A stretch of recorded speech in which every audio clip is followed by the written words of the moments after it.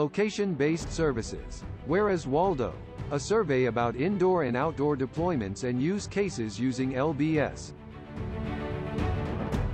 Unlike Heisenberg's uncertainty principle, location-based services want to know where something is and where it is going. Where is Waldo and where is Waldo going? The demand for more sophisticated indoor and outdoor location-based services in terms of application variety and accuracy is tripling every year since the emergence of the smartphone a few years ago. Equally, smartphone manufacturers are mounting several wireless communication and localization technologies, inertial sensors as well as powerful processing capability to cater to such LBS applications. A hybrid of wireless technologies is needed to provide seamless localization solutions and to improve accuracy, to reduce time to fix, and to reduce power consumption. The review of localization technologies of this emerging field is therefore important. The Wireless Communications Alliance invites you to listen in as a selected panel of experts explore how location-based services for indoor and outdoor will transform our lives. Join us.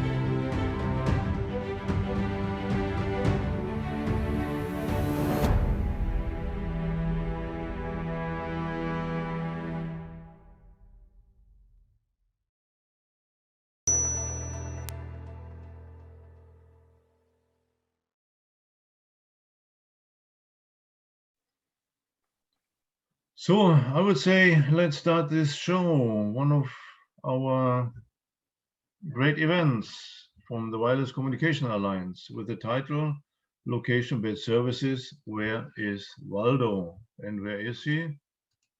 Here he is somewhere. So let me introduce ourselves a little bit in one sentence, where we do, what we are, and what we do also. So Wireless Communication Alliance was founded in 1994 and is a non-profit business league dedicated to collaboration in the wireless industry. With Zoom, thanks to Zoom, we do this worldwide now. So we're a pretty old company already and well established with a worldwide reach. Without our sponsors, we would not be alive anymore. We live on sponsorship. Our membership is free. So thanks to Aspel, Google, CIG, and others, partners and sponsors, we can fulfill our mission, and hopefully we can do this also for the next 25 to 30 years. Please consider to be a sponsor. You will see it on the Wireless Communication Alliance website, wca.org, how to do this, or just send me an email and I will guide you through it. We have some very interesting upcoming events so far. End of May, we will have an IoT application series, connected wearables in the AR/VR world. We are working on this. The event is published already since yesterday. In June 16, we will have an open Wi-Fi event together with the Telecom Infra project, TIP. It will be a very big event with 300, 400 people audience, organized and sponsored by TIP. If you want to know what TIP is, please go on their website. In July, everything subject to change, of course, we have an event planned for broadband for underserved rural areas. August, we will have another application, IoT application event for private equity and hedge funds. In September, we have our annual Oktoberfest. I'm from Germany, so you know Oktoberfest is always in September with the title IoT, Gizmos and Gadgets. And our another flagship annual events, it's What's Hot, What's Not in November 2020. We lost your audio. Oh, okay. I was on mute somehow, even I didn't touch it. So where did you lose me? Sorry about this. What's hot? What's hot? What's not? 2021. Oh, okay. So What's Hot, What's Hot 2021. Where venture capitalists and M&A members will talk about what was hot in 2021 and what's not so much, and what will be the topic and the hot gadget in 2022.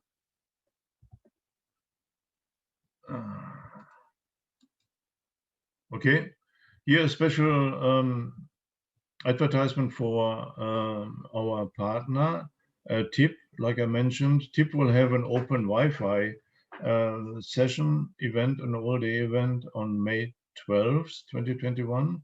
It is published everywhere. It's published on our website also. And if you're interested for more information, please go to this website of telecominfraproject.com. Last but not least, please use the Zoom chat section for questions. We will monitor this section, and moderator Richard will address the question for answers to the panel. The presentation and recordings will be available within 48 hours on our website and also on our YouTube channel. Greetings to the world, and thanks for being our guest. So we have people from Europe, from Asia, actually, from Japan. They're very early birds right now. And a special thank you also to our partner IoT Nation with a promo code of WCA 500 for a 30-day trial. IoT Nation is monitoring about 25,000 IoT-related companies, what they do and where they are correlated with. So have a look at this if you're very interested, and give it a try. I will be back in 80 minutes again for the raffle. We will have a pyramid clock to give away. You must be present at this time, and we'll see. With this, I will hand over to Richard Fuller. He is with Semtech, and our panel is Suki Landa from NECX. We have Michael McNamara from Adapt IP, and from very far away from Greece, actually, we have Lazaros Kapsias from Loctio. So Richard, I think the floor is yours. I will stop sharing, and you will see me again in about 80 minutes. Awesome. Thank you so much, Peter, and welcome everyone. We have 3 great panelists today. This continues a long tradition within the WCA of being focused on location-based services. My own particular participation started when we formed the location-based services special interest group in 2007 within the WCA. And we hosted very regular events, 2 or 3 a year for several years. And we now do about one event per year on location-based services.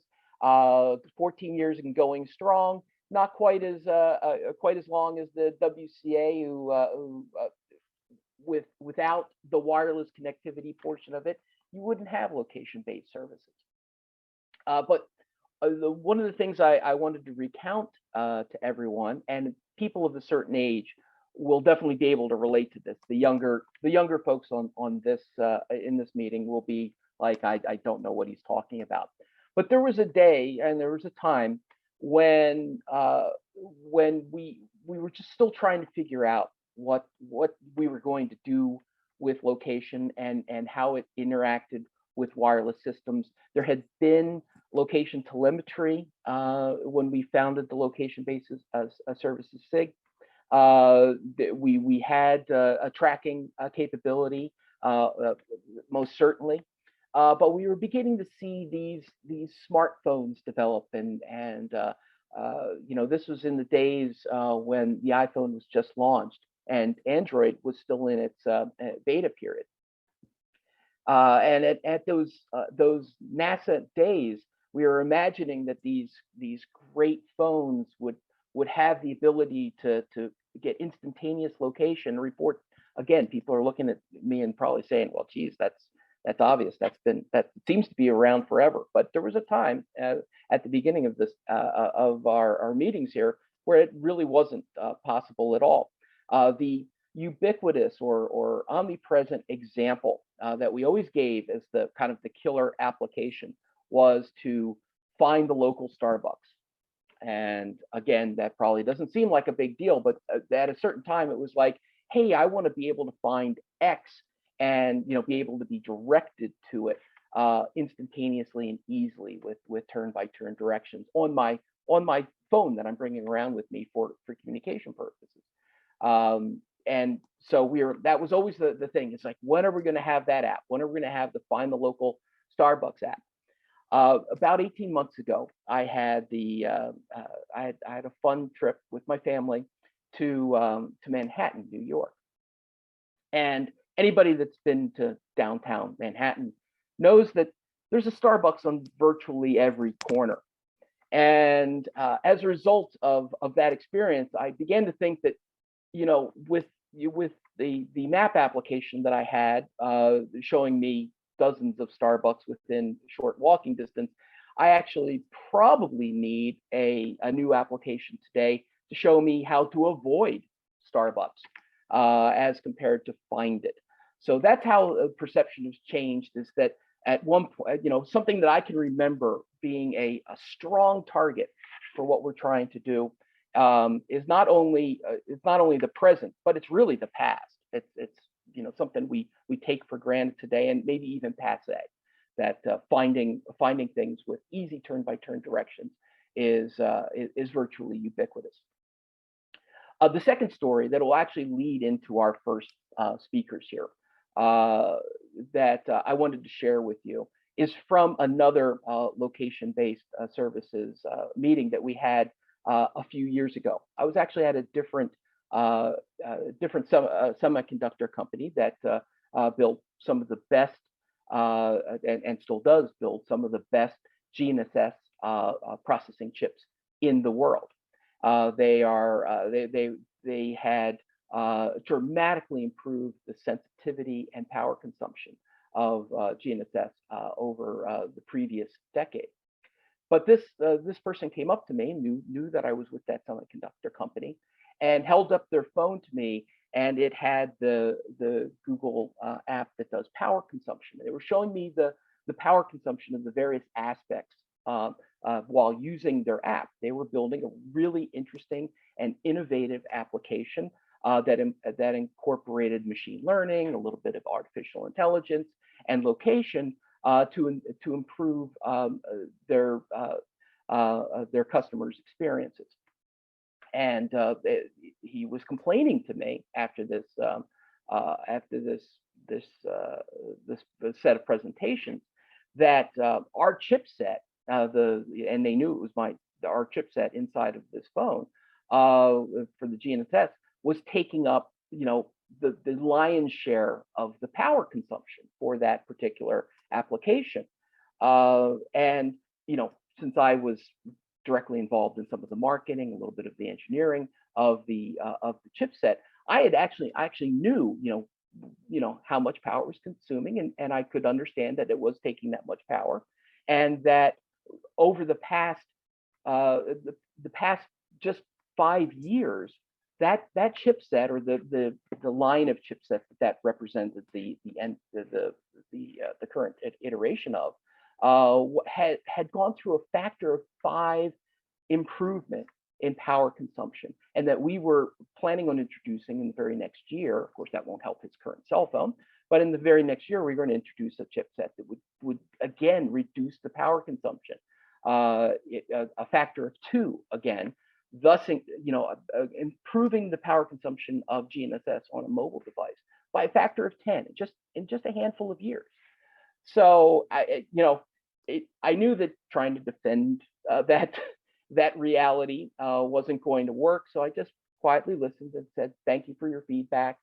We are working on it. I do want to hear about this and hear how this impacts your services. But then, but the implication was that GNSS not only has to be accurate, not only has to be good, your location has to be knowledgeable, but it also has to be low power. And that is no more omnipresent today than as we approach the so-called Internet of Things, or IoT.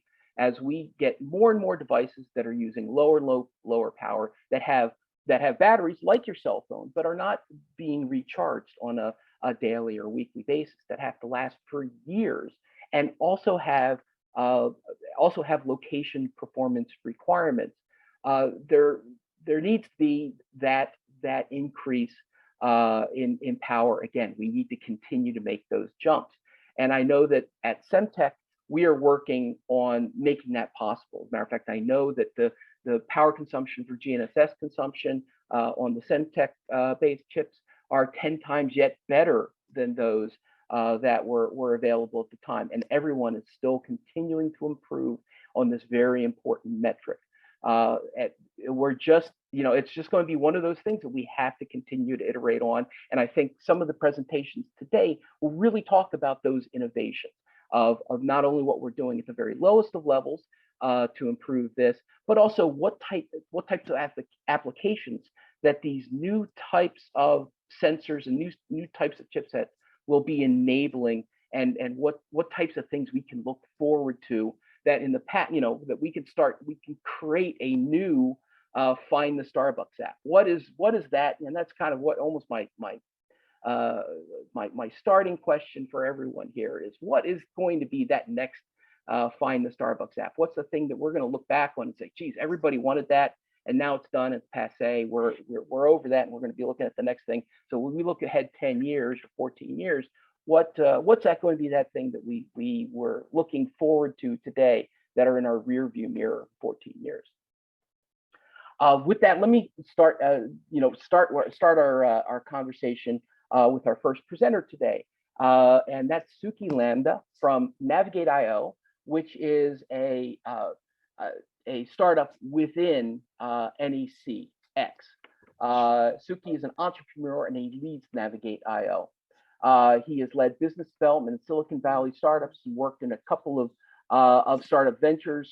Earlier than that, he had corporate careers in IBM and Ford Motor Company.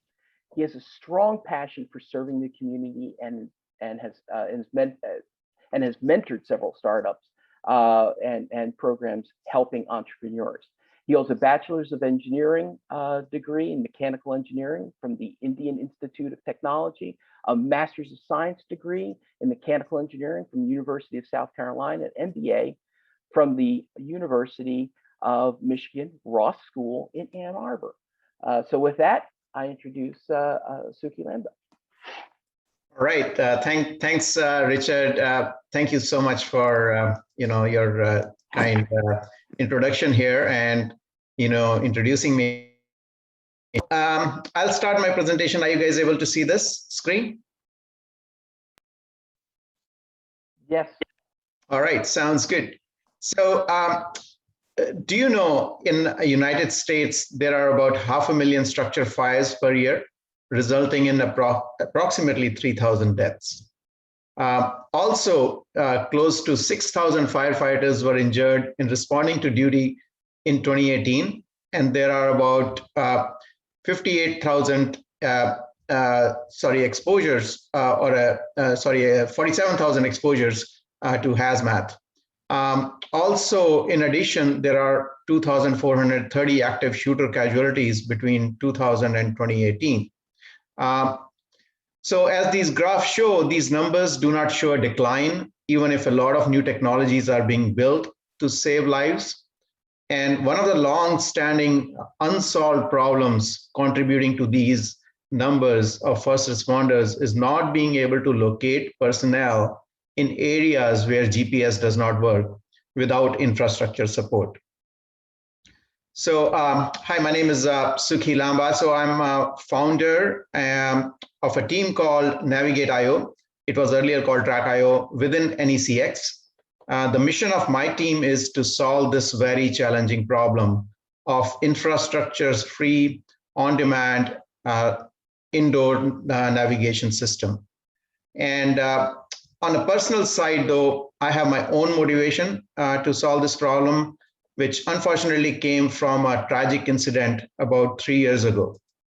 So in a massive wind-driven fire in October of 2017, I lost 22 of my neighbors, and 5,000 structures were destroyed in my hometown of Santa Rosa, California. Locating firefighters and residents was a big challenge inside buildings and areas where GPS does not work. And as you know, these problems of wildfires are getting worse and worse.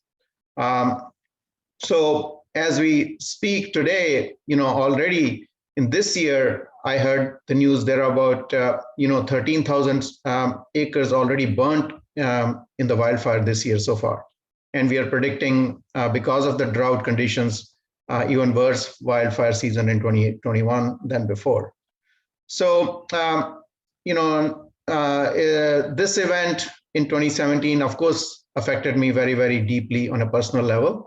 And since this incident, it has become my mission and obsession to solve this problem. So if we talk about now indoor GPS in a multi-industry environment, this is a big problem itself. So, indoor is considered the next place where we need navigation, location-based services, you can call it. It's about 50 billion industry from the TAM perspective. It's growing decently at 38% CAGR, and it is primed for new technology adoption. So that's where we come in. So my company is incubated within NECX. NEC, as you know, is a leader in information and communication technology. It's a 120 years old company. It has got multiple labs all over the world, thousands of researchers. So NECX, what NECX does is it accelerates the development of new technologies, which are developed within NEC, and then we try to bring this to the market. So now let's look at as to tracking personnel indoor. Why is it so challenging, right? First of all, of course, no GPS works inside. Second, inertial sensors, which are traditionally used in this kind of setting, they can drift and accumulate error over time. Also, in an environment where you're trying to get this done quickly on an on-demand fashion, you cannot rely on indoor infrastructure like Wi-Fi or BLE. And tracking has to be in real time.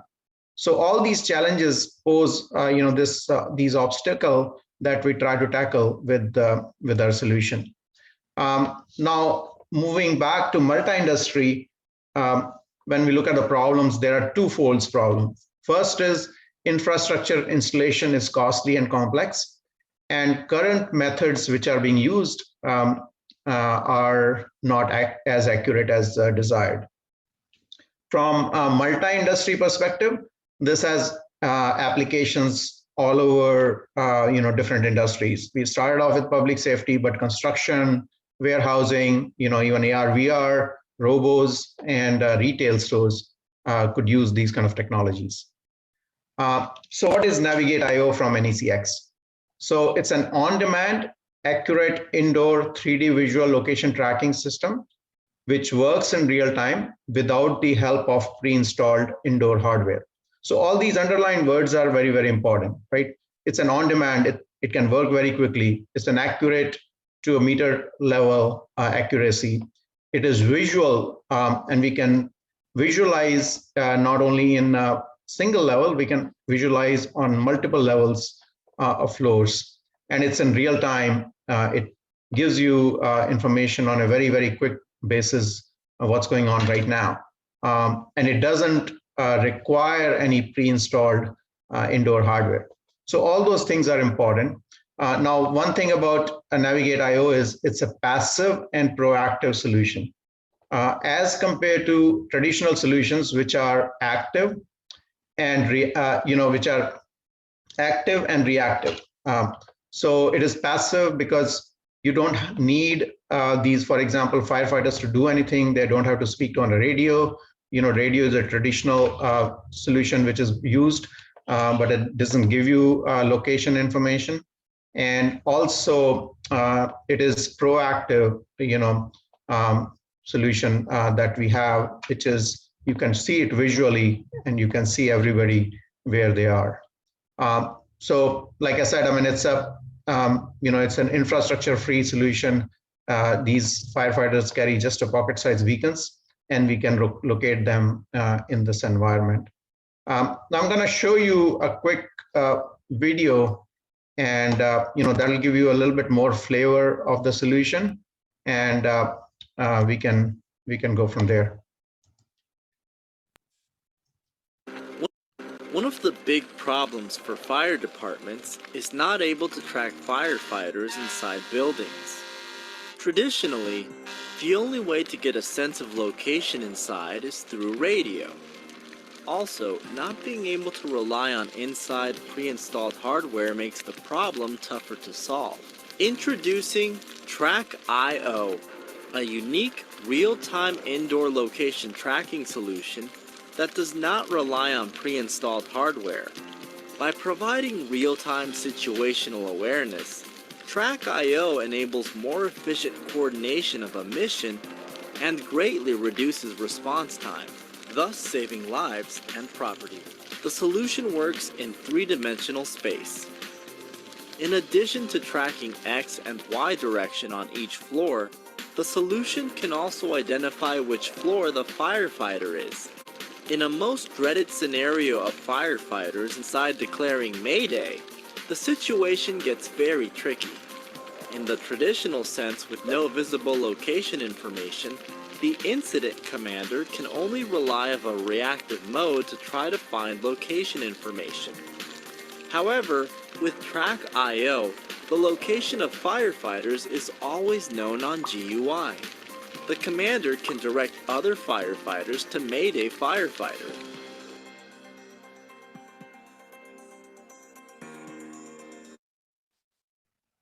So hopefully that gave you a little bit more in terms of the solution information. Now, our solution was called Track.io earlier. We just changed the name, so that's why the Track.io name was mentioned in the demo here. So from the customer perspective, we are in the commercialization phase right now, but we got wide interest from 200 plus first responder communities. We have intent with 20 first responders department. We have done multiple proof of concepts, and then we get commitment letter from many of them. And one of the key things that we are trying to do with the solution is reduce these mission times. So when firefighters go in a mission, their aim is whatever they're trying to do, get to a victim or, get to a Mayday firefighter, their time is valuable. If you are able to save that time by say certain percentage, that's invaluable to them. So what we have seen in our POCs, we are able to reduce that time by 30 to 65%, which exceeded all the expectations from these fire departments. This is one of the POCs that we did where we were able to do this reduction up to a 60% level. This is another West Coast fire department where here on the left-hand side, the battalion chief, he was looking at our solution while directing his team, and he gave a wrong command. But he was able to see that right there on the screen and able to correct himself very quickly. Now, these kind of mistakes in this scenario could be fatal many times. So he was so glad that he had the solution to correct himself. Also on the right-hand side here, the captain, he said he was following the direction to get to a Mayday firefighter, and the firefighter was in front of him, but it was a pitch dark environment, and commander directed him as to the injured firefighter is like 6 feet away, and in front of him, and he was able to get to him. He said he had never seen a technology like this before. Here, another East Coast fire department. This chief had lost one of his friend in a fire, and he's been searching for this kind of a solution for many years. And he was so glad when we did the POC, and he was able to give us a commitment letter after that. So these are delights from our customers, which keeps us going. So from the team perspective, my name is Sukhi Lamba. I am founder. I have degrees in mechanical engineering, like Richard mentioned, but I've also moved to now business development and sales. Karthik, he's the brain behind the solution. He's a chief science officer. Hopefully he'll join later on today. He's an IEEE fellow. Nobu Morita, he's also come from NEC. He's a product person. So besides that, we have also research partnership with NEC laboratories, and we have multiple industry advisors who are guiding us through this journey. So currently we are in a commercialization and fundraising, seed fundraising round. We have incubated this technology for 1.5 years in NECX. Now we are raising 2 million seed round. We already got a soft commit about $1 million, and we are trying to close this round by end of June. And our target is by early next year, we should be able to coming up with this technology with the product out there. So if there is any investment interest, you guys are welcome to reach out to me, and I'll be happy to talk to you. So I think this is pretty much my presentation, Richard, and I know that you're going to have a Q&A session. I won't be able to answer any deep technical questions because of the confidentiality, but in general, I'll be able to entertain any generic questions. And Karthik, my colleague, will join, and he may answer some of those as well. Fantastic. I'm going to reserve the questions till the end. I've seen at least a couple. Actually, there's a third one that's just come in. So we're saving up the questions for at the end of all the presentations, and we will address all of them then. So keep the questions coming into our chat session, and we'll get to those as soon as we have all the presentations. Thank you so much, Sukhi, for that very insightful presentation. Next up, we have Lazarus Kapsias from Loctio. He is a founder and CEO and a seasoned executive and technical manager with more than 20 years of working experience in various technology disciplines. He received his Bachelor of Science in Physics in 2001 from National and Kapodistrian University of Athens, Greece, and his Master's of Science in Integrated Circuits and Embedded Systems in 2005 from the University of Patras, Greece. He worked as a systems engineer in Atmel. He is a co-founder of Antor SA that eventually was acquired by uBlocks in 2014. During his tenure, he served as president and CTO of the company. From August 2014 to May 2019, he worked as a wireless technology manager for a uBlocks short-range wireless business unit. And in June 2019, he founded Loctio, where he holds the CEO position. His current experience includes, among other things, technical, administrative, management, sales, and pre-sales, fundraising, wireless technologies, systems engineering, designing, and more details are available. I'm sure he also does Windows. So with that, I hand it over to you, Lazarus. Thank you very much, Richard, for the introduction. And I want also to thank you, WCA, for hosting me, for inviting me and hosting me today. Let me try to share my presentation. Can you see my screen? Yes. Perfect. So I'm Lazarus Kapsias. I'm joining from Athens, Greece, and I'm one of the founders and the CEO of Loctio.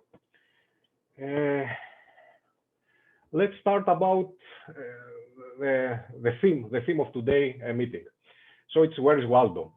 Knowing the position of anything unlocks numerous services and applications. while it boils down to the typical form of a chicken egg problem. What is the question here? Are the available positioning technologies that dictate the applications, or the imminent applications involve the required positioning technologies? I think that always the answer is both. And this will be the theme of my presentation today. I will spend most of the time on those technologies. Let's try to outline the technology parameters that enable or prohibit a location-based application. Starting from the left corner up, we meet accuracy and precision. There is a subtle difference between accuracy and precision, but let's ignore this for the purpose of this presentation. So how accurate is the position I'm getting?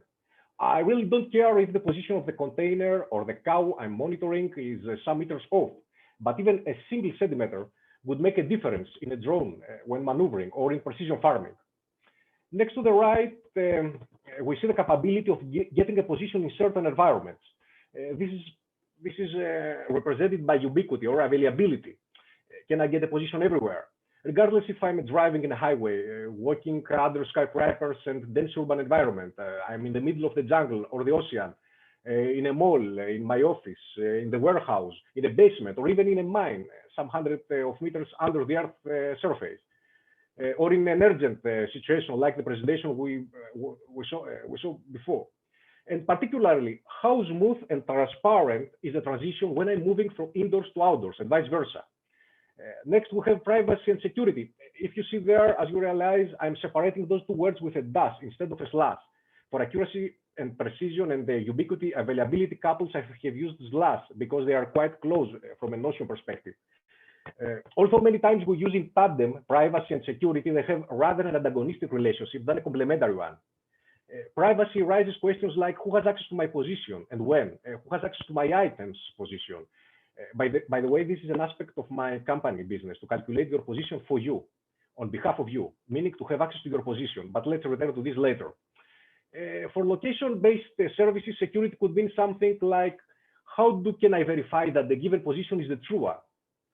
That any deviation from the real position is attributed only to undeliberate technology failures. You know, adversaries are already faking position systems around the globe for a variety of reasons. It could be anything, enemy warfare sabotage, or fishermen attempting to fish in prohibited areas. Verification or confirmation of the real position is the next big thing, I think.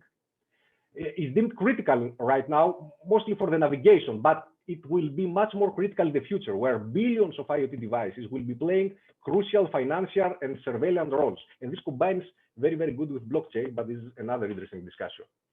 Then we move to real time. How fast I can get a position? Survey engineers have the luxury of time to wait for seconds, minutes, or much more before getting less than centimeter level accuracy when they're measuring a property. I don't think that autonomous vehicles have the same luxury of time, since they seek for similar accuracy in the milliseconds time scale. Otherwise, overall safety is at risk.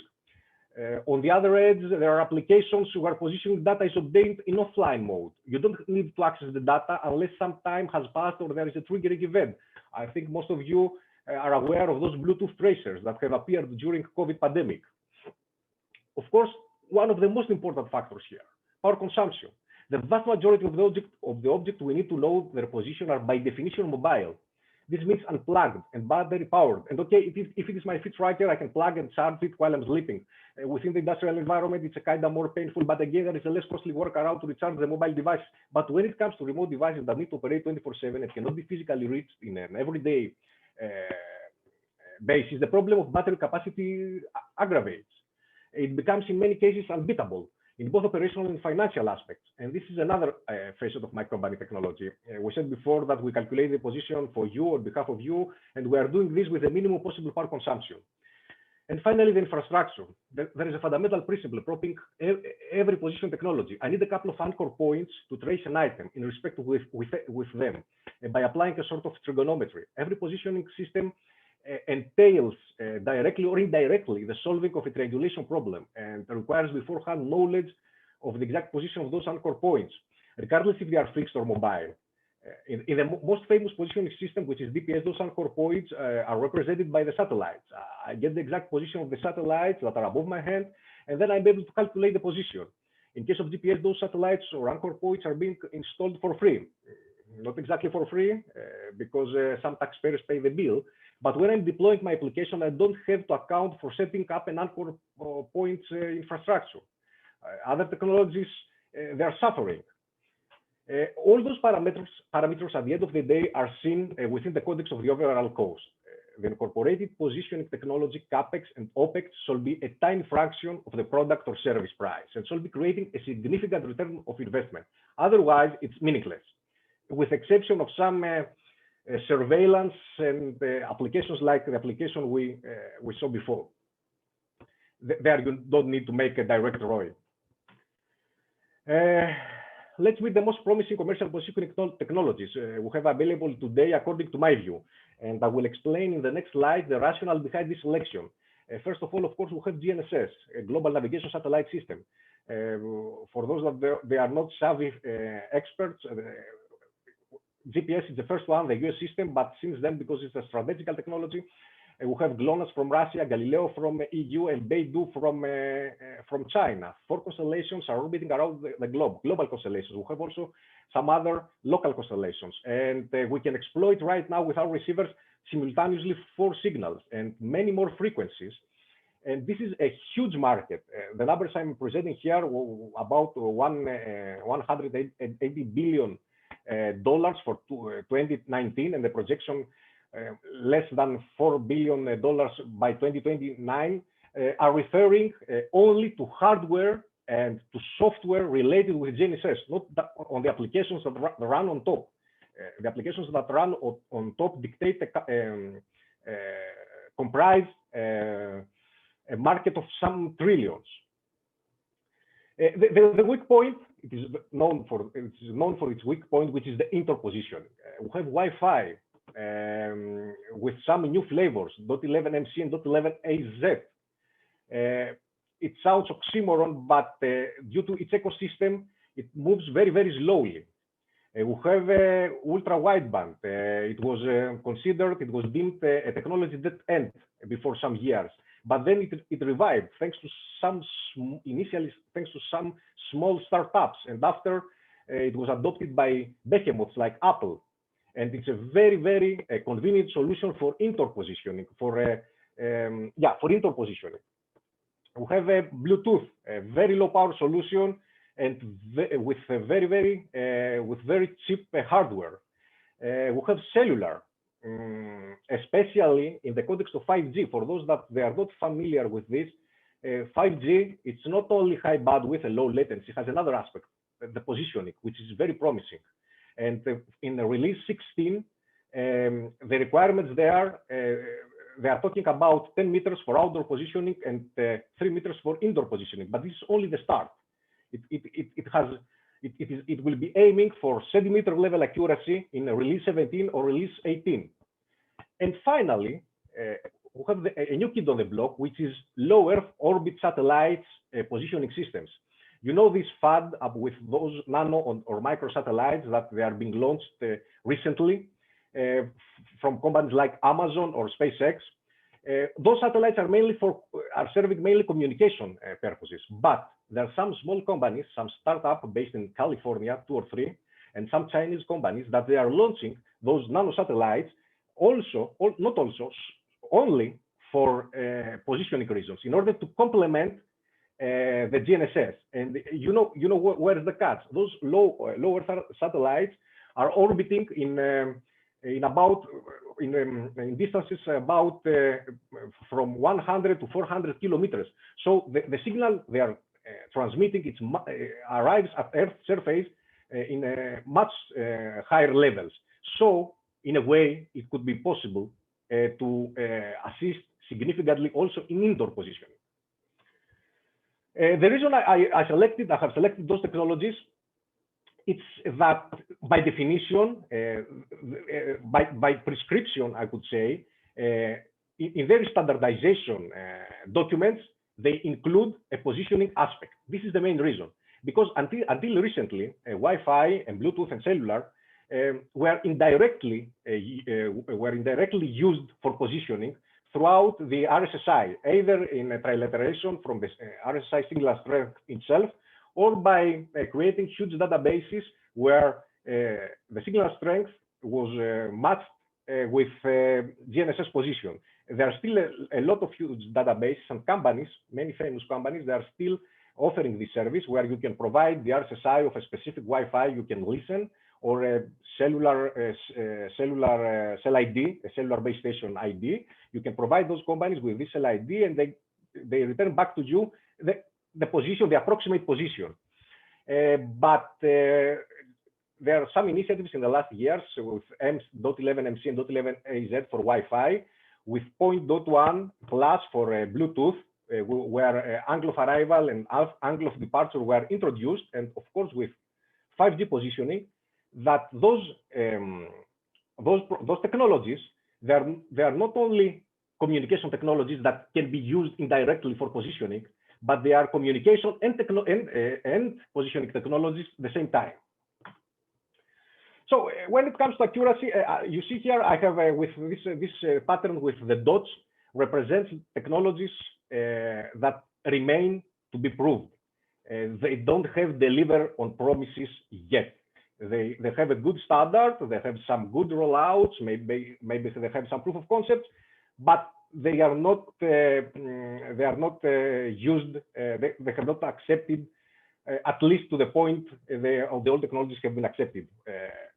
So this is I tried here to map the accuracy on those technologies. As you can see, for having centimeter level accuracy, you should either use ultra wideband for indoor or RTK HP high precision GNSS for outdoor.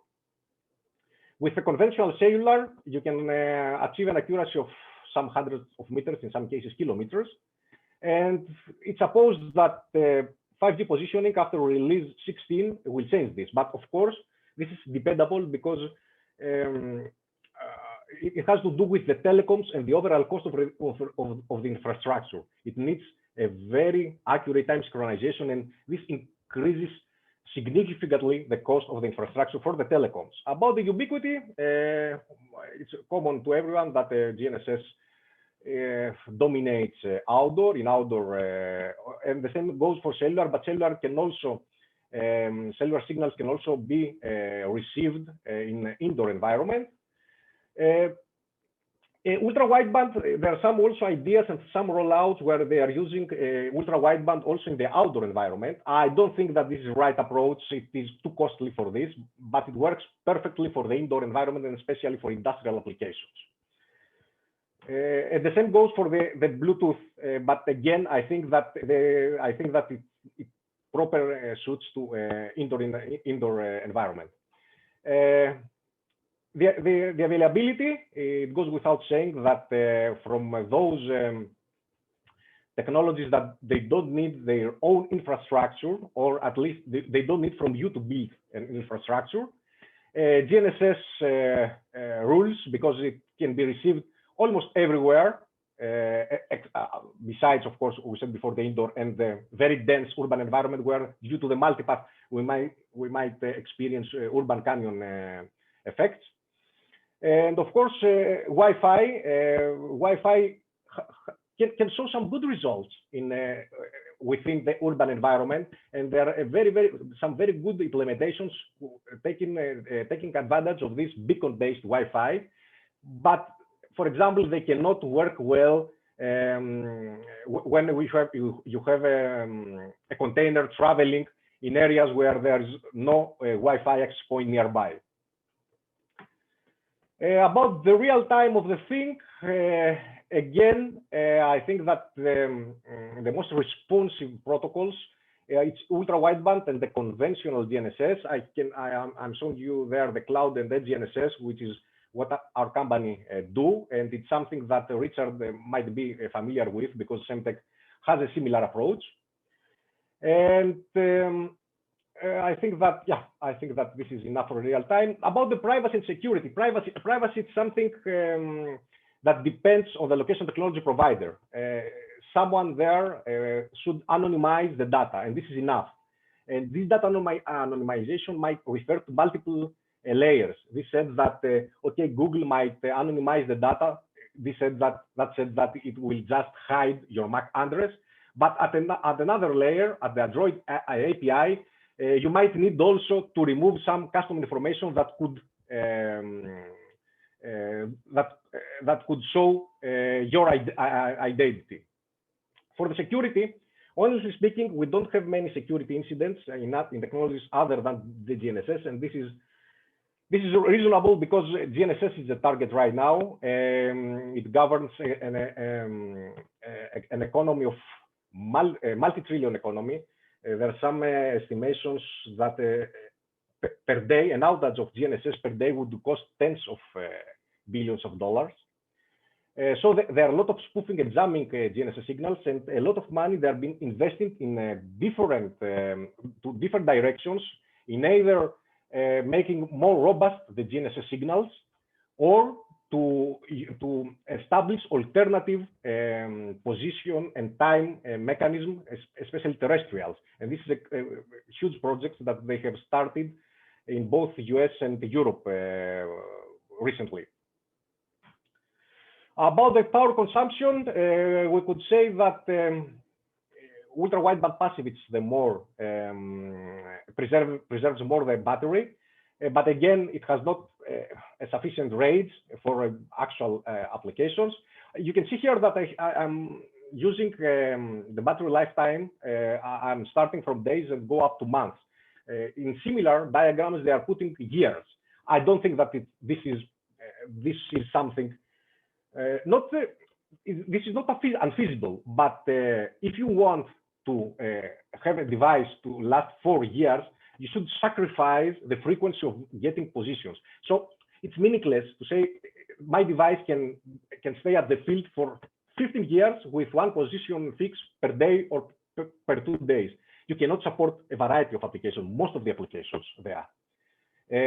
So we need to say something more reasonable. In any case, for most of the IT devices, their life cycle is no more than 5 years. So you don't need to survive out there 10 years. Can you survive for 5 years with one position fix every 5 minutes? Definitely no. None technology can do this.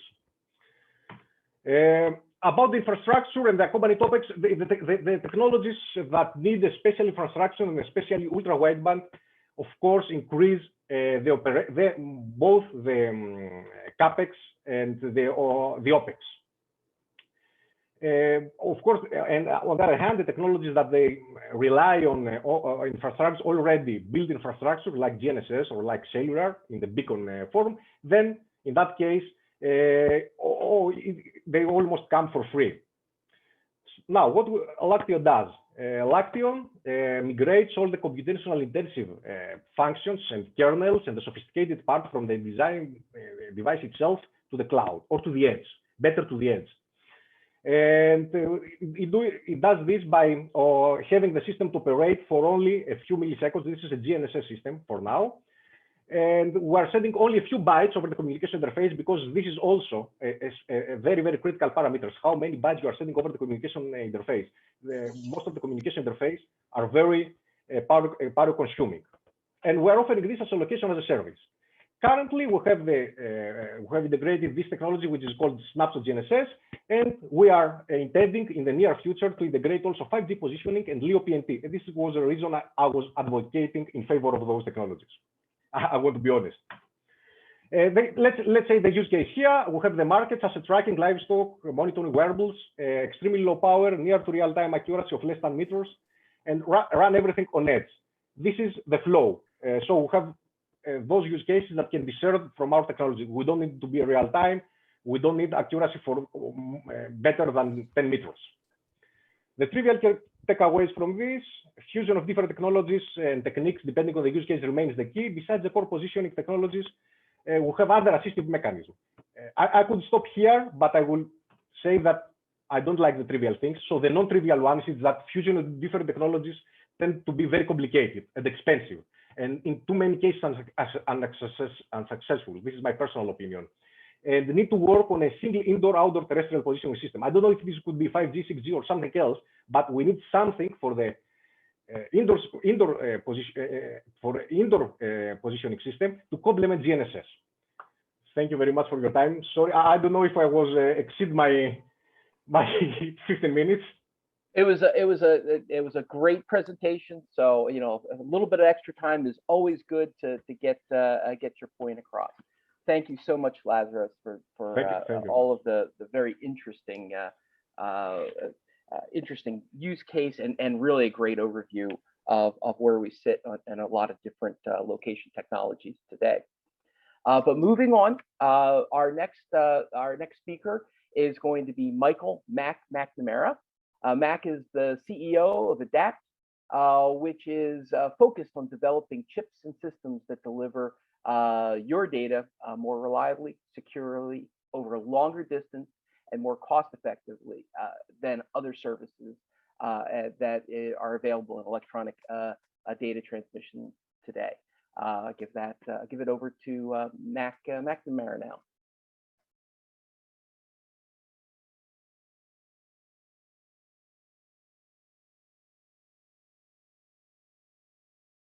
I can see your slides, but I can't hear you, Mac. We should go off mute and turn on my video. Hello, everyone. My name is Mike McNamara, and I'm the CEO of Adapt IP.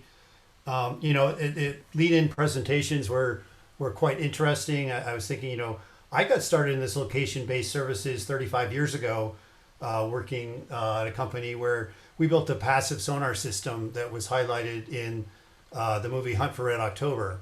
And the thing we were trying to find were submarines, and you know, so submarines are rather large, and the military had lots of money to spend. For industrial applications, you need to track, you know, many things and do it quite cost effectively. So let me put this into go mode here. Okay. So again, thanks everyone for attending the session. I will appreciate all of your questions when we get to the break. So our company, we're developing the leading edge communication systems to look at, I mean, there's very good introduction of the problems, that there's a whole set of solutions that were developed for other things. You know, GPS was for the military, you know, Wi-Fi was so you could, you know, take your laptop and unplug it from the wall. The other solutions, you know, each are looking at a space that's not the industrial space. And we really see the opportunity to just change IoT in industrial IoT in such a way that we unlock so many applications in industry. And I love what Richard was saying about the, you know, looking back 14 years ago, you know, what would we think like, wow, that's so ubiquitous now. What we see is ubiquitous 14 years from this point. You're going to think back to, wow, there was a time when I didn't know where all my stuff was. I didn't know where it came from, and I didn't know where it was going. Wow, that was so hard. You know, so and it's not just about finding the one Starbucks, but it's about knowing where your entire system is. You know, data is king.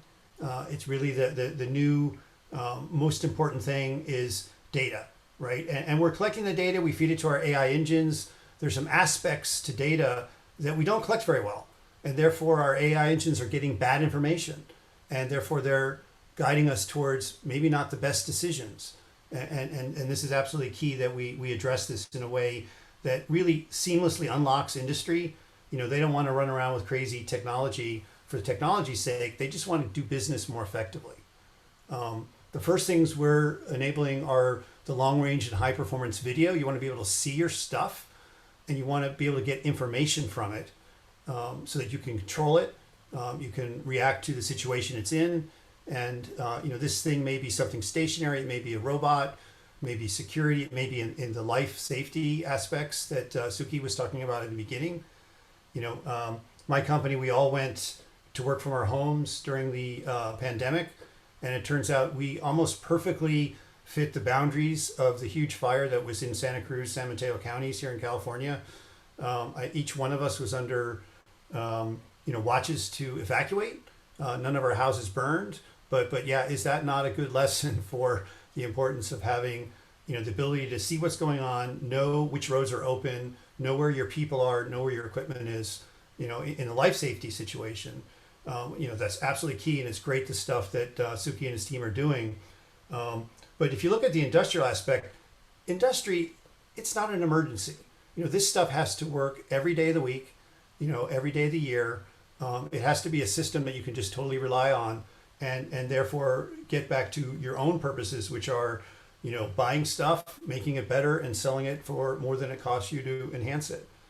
So that's really a key thing, is the technology needs to step back and be ubiquitous and reliable, and provide the very, very solid information that's needed to make your company more successful. So if you look at this, it had been in the 90s, cash was king, but now, in the 2020s, it's really data is the new goal. Data enables you to decide where to spend your cash. And data has aspects of it, you're measuring the strength of some, signal that's representing the chemistry or some kind of aspect of the device, what's the temperature, and so on and so forth. But there's 4 aspects of data that every single piece of information needs. You need the X, Y, Z, and the T. So you need to know, 3 dimensions, where it is, and then what time was this data captured. And that, having high precision on those 4 values makes all the rest so much more useful to your AI, which is going to then consume this, like the Cookie Monster, and then come up with some decision tables, what have you, to let you run your business so much more effectively. So what are we doing as an industry? We are putting sensors, there's sensors already on most of our industrial equipment, but we're putting more. They're more accurate. They're gathering the data. There's not just 1 or 2. So the data has to get from them to the place where you're going to make these decisions in a way that shares the communication media. If it's wires, oh my God, it's just a huge number of wires. Where do you route them? You trip over them, and so on and so forth. So let's go wireless. Well, wireless, we have to share the connectivity. We have to share the wireless media. We need to transmit through obstructions. So the high frequency of the ultra wideband and the Wi-Fi 6 and 5G, they don't penetrate through walls very well. So that's one of the reasons indoor location is not so good. So if you go to a lower frequency, you can penetrate these things, and you can actually go quite a bit further with the same amount of power. And as has been highlighted a couple times through the session, power is key. I mean, these things that you're putting the sensors on, they're inconveniently placed for connecting to power. So ideally, they're running on batteries. Some of them may have their own internal power supplies, and that's great. And many of them do not. So you need to have a way to capture the data, transmit it to someone who will hear it. And in our approach, we believe that the network should be the GPS. So it should be determining the X, Y, Z, and the T for every one of these data items. So your sensors are now cheaper. They don't need a battery that's able to let them hear a GPS satellite or GNSS. They just broadcast their data, and the network figures out where they are, and then gets that data to your edge, where you then make the decisions. And with the higher precision X, Y, Z, and T, the Cookie Monster has better chocolate cookies. Go to the next slide. So look at the picture, the other aspects. So I have precision, both location and precision time. Those are my X, Y, Z, and T kind of on the horizontal axis there. And then you need to know what the item is. And as highlighted before, this is a security situation where you may want only you to know what the item is, but broadcast the information in a way that's suitably encrypted so that your competitors, the bad actors are not also watching. And then, of course, the situational data, that what it is that you're capturing, the pH, the amount of chlorine, whatever it is. Take all of that stuff, feed it to your machine learning, get the predictive intelligence, and then ideally have a system where you can then communicate back to the item that has the sensor to then, turn it up to 11 or turn it back down to 2, whatever it is. So it's great to have the information, but we've learned through the pandemic that, it's not all that easy to send somebody to change something based on this information that you have. So a two-way communication that lets you gather the information and then also send some, based on your decision process, it might be real time or semi-real time, turn the thing off, turn it on, change the temperature, change the frequency. So you really need a bidirectional system that has long range and low power. So what are the opportunities that you could use right now? And there's been some highlights of this already in the previous presentations, but the Bluetooth Low Energy, the nice thing there, it's quite accurate. You already have it in your cell phone and so on, so you can talk to the existing devices. The range is fairly short, and it's mostly a proximity. Is it near me or is it not near me? You don't quite know the direction there's some ideas about extending that. As has been mentioned, Wi-Fi is, has quite a big range. The accuracy that you're doing with some of the standards that were mentioned are, potentially, in the meters. We think you can get this quite a bit more accurate. It does have some challenges with obstacles if you're looking at the higher frequency Wi-Fi's, the 5G, 5 gigahertz and the 2.5 gigahertz. But there's some technology where you can run this in the sub gigahertz range that's quite interesting. Ultra wideband is great for that, drone not hitting the wall, but it's really a direct line of sight. And so, it's a good part of a hybrid solution that uses ultra wideband for that very, very near decision, but then uses something else for the, the rougher, meter cube kind of decision. Cellular has been mentioned. I mean, it's hundreds of feet. You see it on the TV shows where, we ping the bad guy's cell phone, and so we know what part of the city's in, but we don't quite know exactly what building or what floor of that building. And, it has a proprietary aspect that can be difficult for a company to use. And that's all about proximity. On the location side, where an X, Y, Z, and potentially a T, again, GPS is the granddaddy of all of this, introduced back really in the 1980s. It works quite good outdoors. There's nice infrastructure in place that no one has to pay for, or that we already did as taxpayers to put up all those satellites. It uses a ton of power to receive that signal. And then, because it's an extremely weak signal, and Richard highlighted that at the beginning, that most of your battery life in your cell phone, certainly in the early days, went to the GPS. There's ways to assist that and get maybe not so good a range, but much more accuracy by putting down some equipment that helps you out there. And then, very high density proximity. But anyway, so this is the tech side. If you think from an industry perspective, what does it take for me to deploy these things? I mean, GPS works great for knowing, where my Caterpillar tractor is, right? Because it's very definitely outside, and GPS works really great. A lot of the farms are using this on the large tractors to track where they are. But if you get into the industry where you're inside a big building, there's lots of obstacles that are making it difficult to send radio frequency signals, or are modulating them in ways that you then have to account for in your location determination. It gets a fair bit more difficult. Where's my next slide?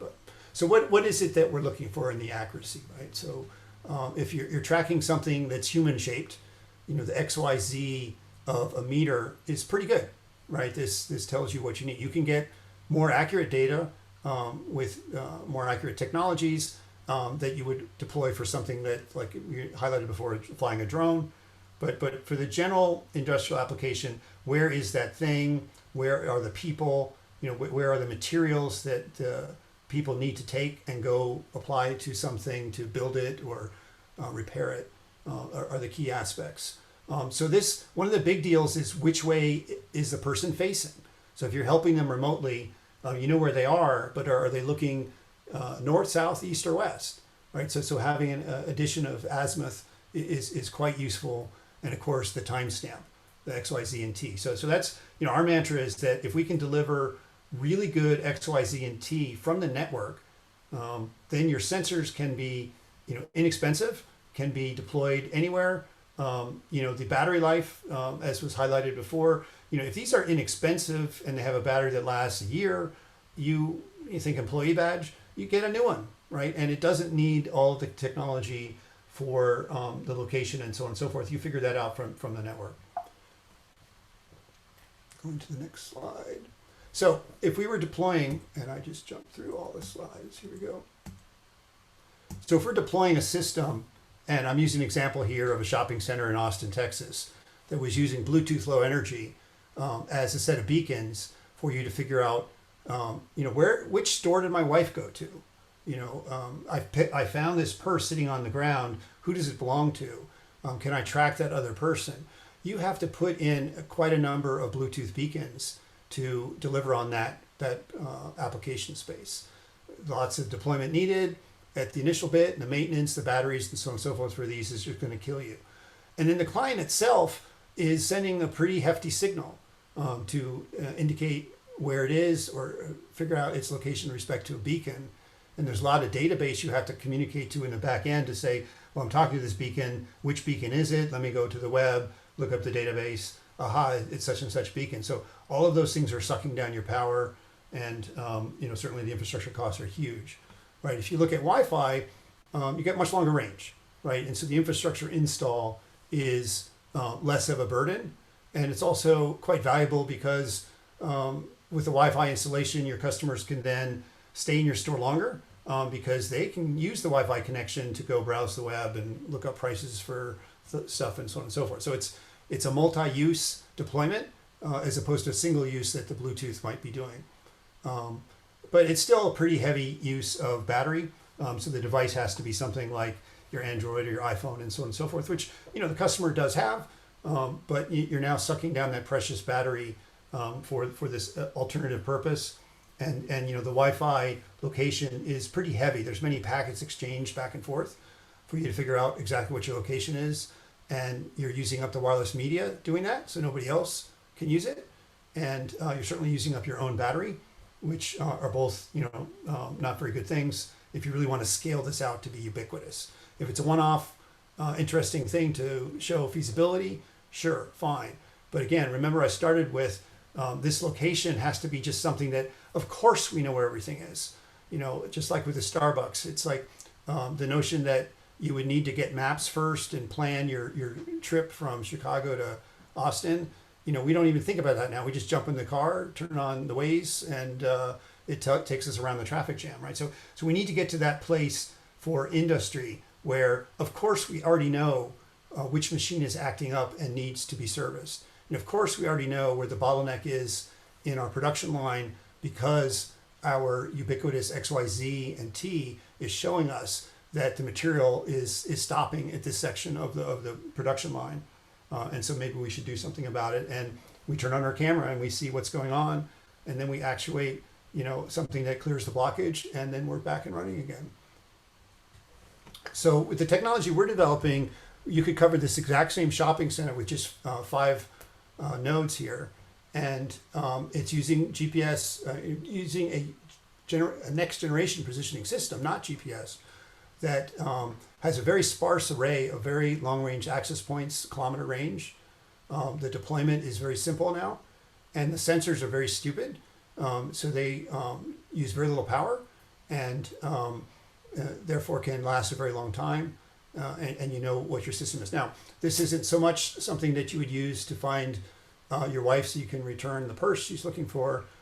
It's more for an industrial application where the items that you're doing is the means of your production, right? If you think of the stuff flowing through your factory, you're tracking where it is, you're tracking what things are missing, what things you need. How do you make industry so much smarter? Because the X, Y, Z, and T, the 4 dimensions of location and time, are just values that you have for everything that moves through your factory. And therefore, your factory is operating with very, very good data. Your AI systems don't have to worry about fudge factors for, maybe these 2 items were collected, bits of information were collected at different times and I had to scale them. There's a single time reference across all the data collections and the locations. And the spaces we're looking at this are certainly construction is one where there's no infrastructure at all. It's a chaotic scene. Nothing ever goes as planned. The stuff you need first is back ordered and you get the other thing. And so, can we restructure and build that section before this section? The new buyers of buildings are like the Googles and Facebooks, and they want to have 24/7 information about, the progress of your project. It's not a big check and then you build something and then later rent that building to someone. The consumer is much more intelligent and demanding, and the competition to finish these buildings quickly and effectively is huge. And having an IoT subsystem inside the building as part of its construction is actually extremely interesting, again, to these new consumers of construction. Logistics and transportation, and we just watched that whole industry get a huge simulated annealing event, if you will, where the pandemic just suddenly meant no one could get what they needed. You couldn't make it in another country and ship it across the ocean. We saw what happens when you block the Suez Canal, right? So logistics and transportation will go better if we have better X, Y, Z, and T for every item, right? I mean, it's so simple, and we're doing a terrible job of delivering that information right now. And so basically, people are shipping blind. They're hoping that the items will make it in time. We do lots of things to try and fix up later, but there's so much opportunity to improve logistics and transportation. And of course, we all got to eat. Agriculture is another space that's just crying out for more assistance that we can help with. The planet, we're changing the temperatures of the planet, where people are moving to different parts of the world, and we're not able to grow things the way our grandparents did. So we have to be so much more efficient at producing the food, the right kind of food for everyone, and at the right time, and get it to the right place. It segues into the logistics, transportation, and geosciences. I mean, all of this is about knowing where things are on the planet, taken to where they need to be, and the detection of where underwater resources, underground resources are is just an example there. But there's so many things we could do if we were much more knowledgeable about the four dimensions of everything, where it is, and where it was at what time, where is it going. And this has to be delivered in a way that's very, very cost effective, right? So we can't have a smartphone on a 2x4, right? We need to have something that is inexpensive, that we can track its location in a secure manner, so that if it's of any sort of sensitivity, this information isn't being used by bad actors, but in a way that lets us run our business so much more effectively. And from the wireless industry, it's kind of our opportunity to serve this space. We've been talking about it for 35 years, and I'm very excited to see some applications come into mind that are looking pretty good. I mean, I think the AirTag from Apple is a great example of a hybrid system getting deployed out there that's going to make it easier to find your wife's purse. When she asks you, "Have you seen my purse, honey?" You can push a button and there it is.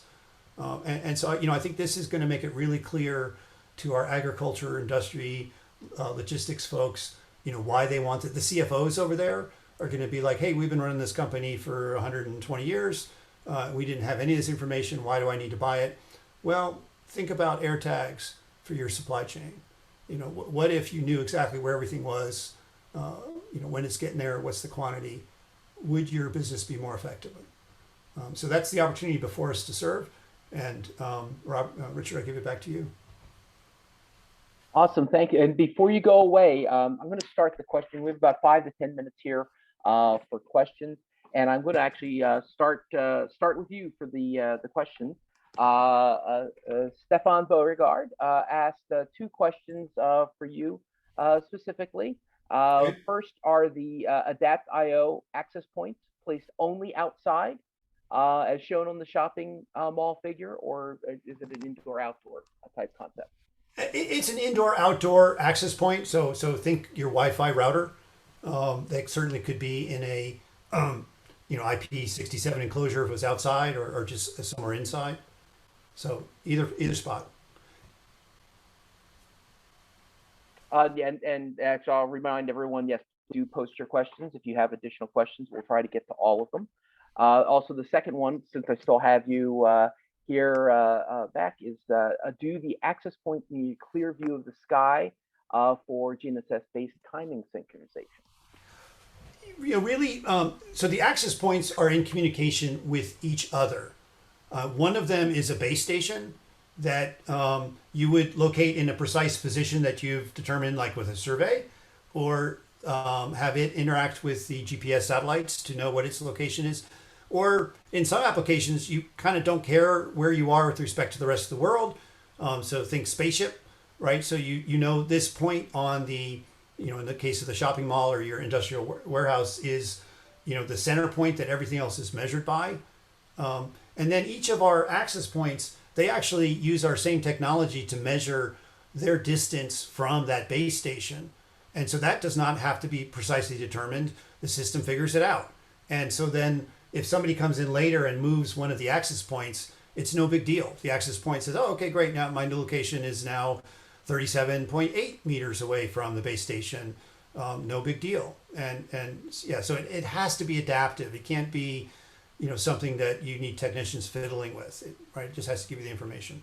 Yep. I would ask the other panelists to jump back on here, both video and audio, so we can start getting to all the questions. I am seeing these come in.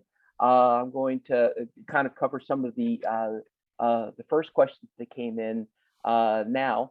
The first one that I had recorded here was from Darren McDade, and he asked, how do you quickly get floor plans for maps on your location system, Suzuki? Yeah, so it's a good question. Essentially, floor maps could come in different ways, depending on the cities. For example, some cities have those digitized. Another one is, if you have a paper copy, when you get it to a fire situation and somebody hands you a paper copy, we can quickly upload in our system, in our UI, and we start using it. If you have a digital copy, of course, we can, preload that earlier. So in a situation where you don't have map ultimately, right? I mean, it depends on a situation. We are in a very emergency situation. Then we can just do it on a blank sheet of, UI. So information provided there is much better than when you don't have any information, location information about these firefighters. So we have done our proof of concepts both ways, and it is it is useful information for first responders.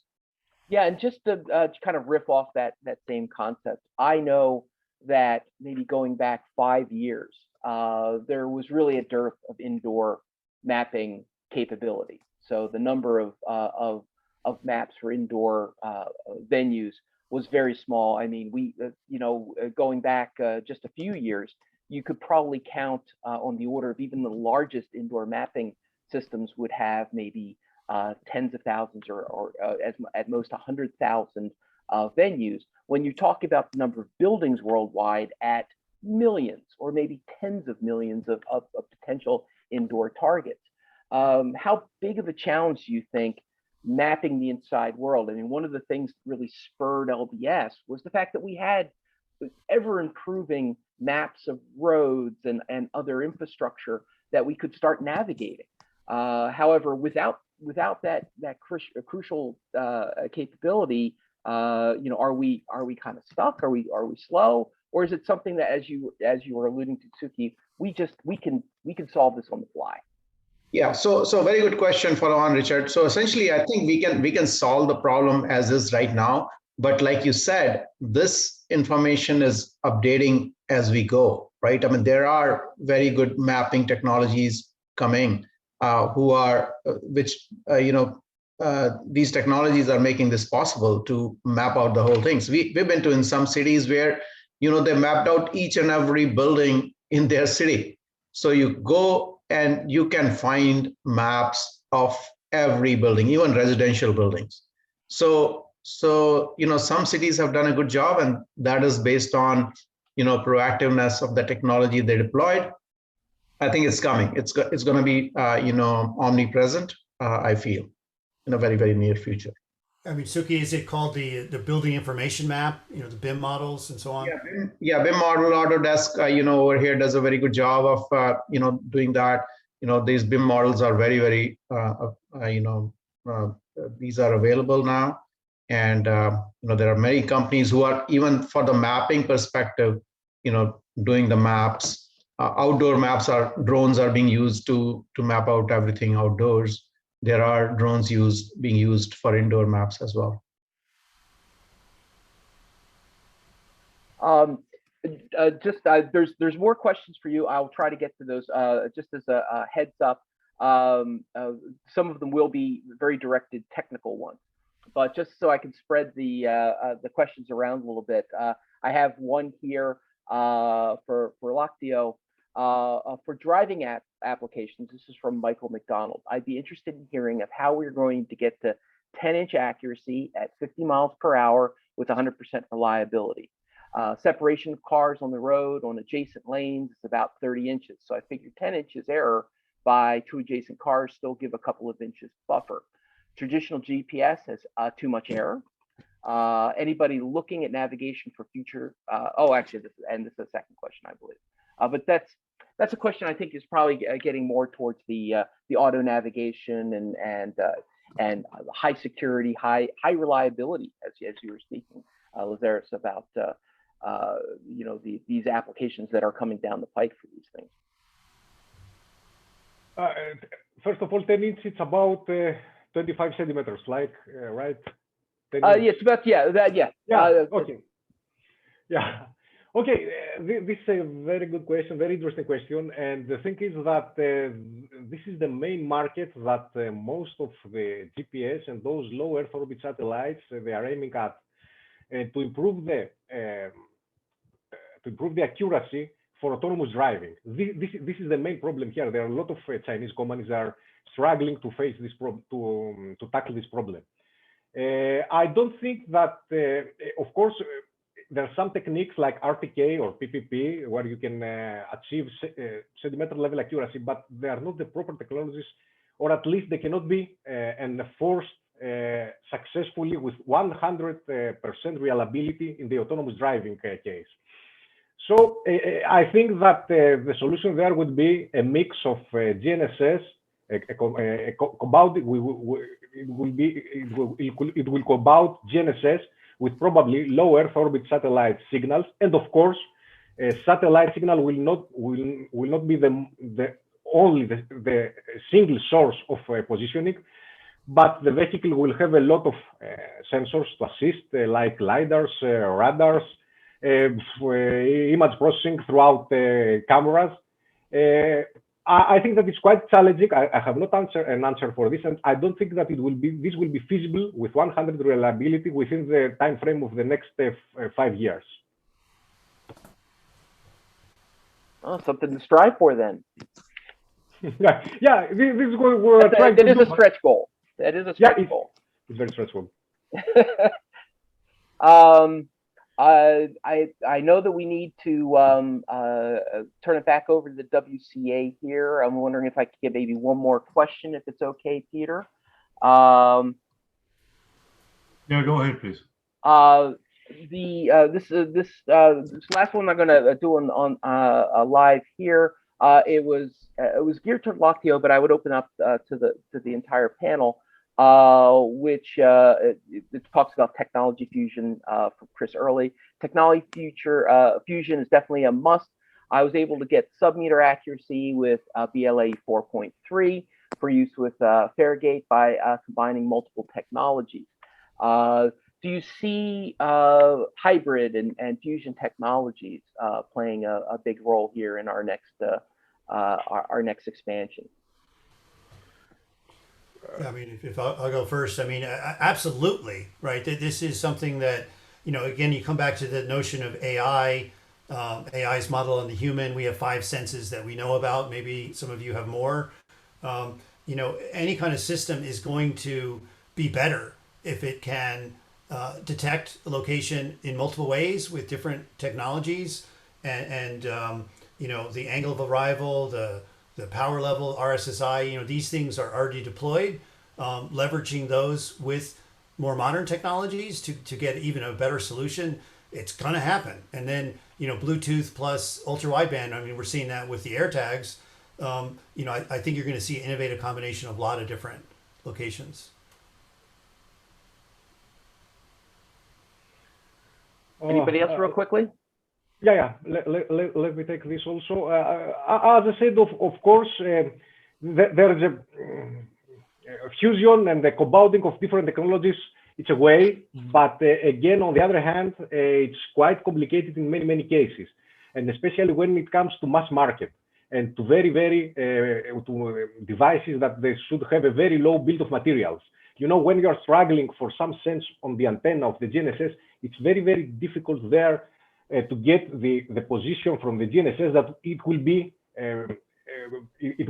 in that form that will be combined with efficiently with another source of positioning and derive a better position. Most probably you will end up with a worse worst position fix. So it is quite challenging. It's quite challenging. Of course, it's something that should be tested in different use cases and applications. And also, besides the technologies, there are also techniques. For example, Google right now, they have introduced 3D maps for most of the cities.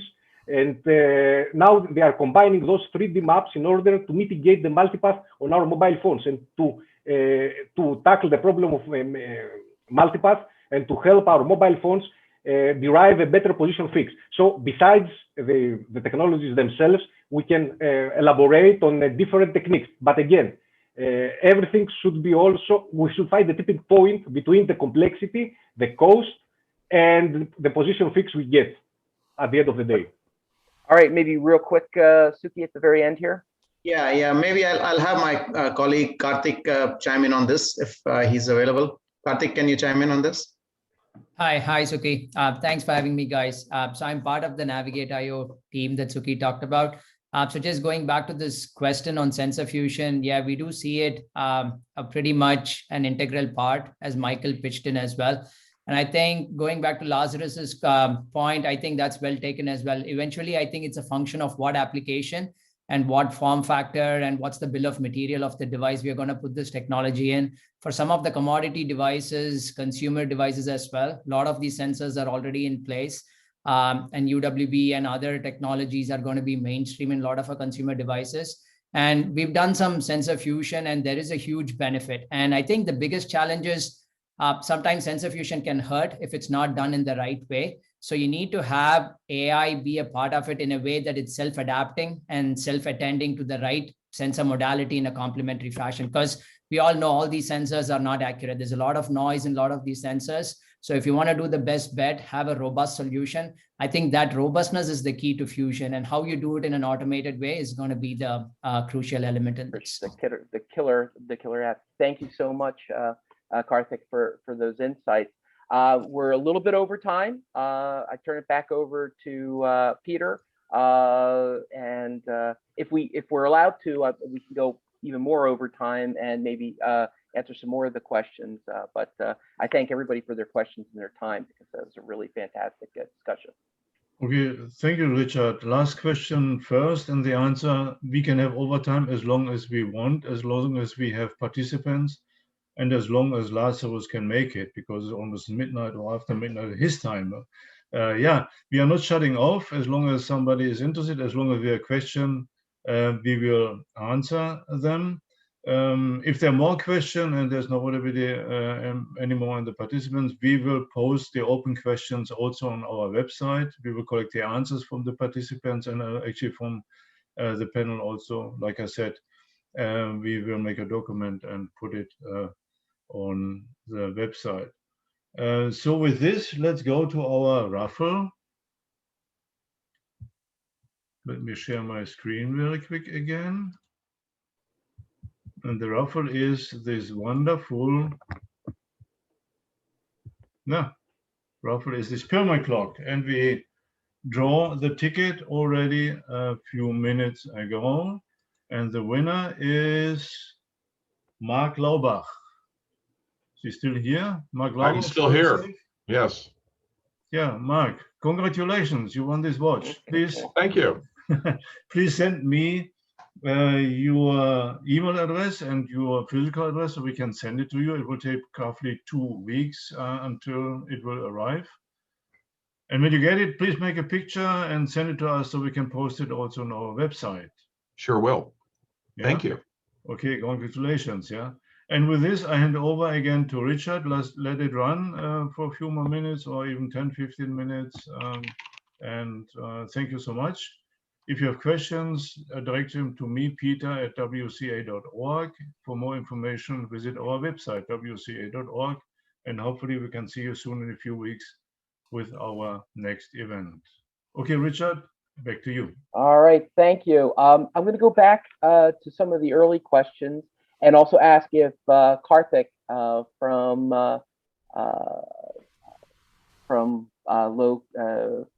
Navigate.io can come back on because they're detailed technical, and I know you might not be able to fully share some of these things. but we're gonna jump into some technical issues. I would the first was from Farid Nagani. I would like to ask, what is the range coverage? So, you know, how far, I'm assuming they're talking about if you set up on site, how far can you get away from your local infrastructure before you lose signal? Right. Yeah. Go ahead, Suki. You want to take it? Go ahead. No, I was going to say that, you know, Karthik can give a little bit more detailed answer, but essentially, you know, from the perspective of range, you know, we have, of course, a certain amount of range with, you know, we use the hopping system, and, you know, this theoretically, there is no kind of a range constraint, but we, you know, there is an initial one. So Karthik, you want to say that? Yeah, so I think the main differentiator, the way we looked at the problem is we want to reduce the dependence on infrastructure, the deployment of so-called anchors in a typical localization system. And the idea is we turn the problem around, sort of a dual version of the problem, and say that we look at all the nodes as equal peers, and can we come up with a collaborative way of tracking all of them jointly and eventually use as few anchors as possible to connect this whole topology, if you will, in some sense with respect to one common reference, as what Michael pointed out. You could have one reference and then everybody is kind of pegged down. This whole topology of network of nodes, if you will, gets pegged down to this one reference point, and you have a complete view of where they are absolutely. So in that sense, it's sort of a mesh-based tracking. There is no one particular anchor or multiple anchors whose locations we need to know, based on which everybody else gets pinned down. But everybody sort of assists each other, and there is this one magic reference point that helps nail down all of them absolutely. So it depends on what the individual edges are. It varies depending on what sort of channels you use, what frequencies you use. The lower frequencies allow us to push 40, 50 meters. And if it's heavy non-line of sight, it could be 30 meters under. But that is for just one edge. But then you could have multiple hops for this whole mesh topology. So you could keep expanding on this as long as you can maintain some level of connectivity. Very good. The next question is something that you'll probably, and actually I can expand this out to everyone as much as they want to answer it, because it always applies. It's I would say the most besides how do you make money at it, the next most asked question in LBS is, what is the accuracy? And that came from Michael Stover.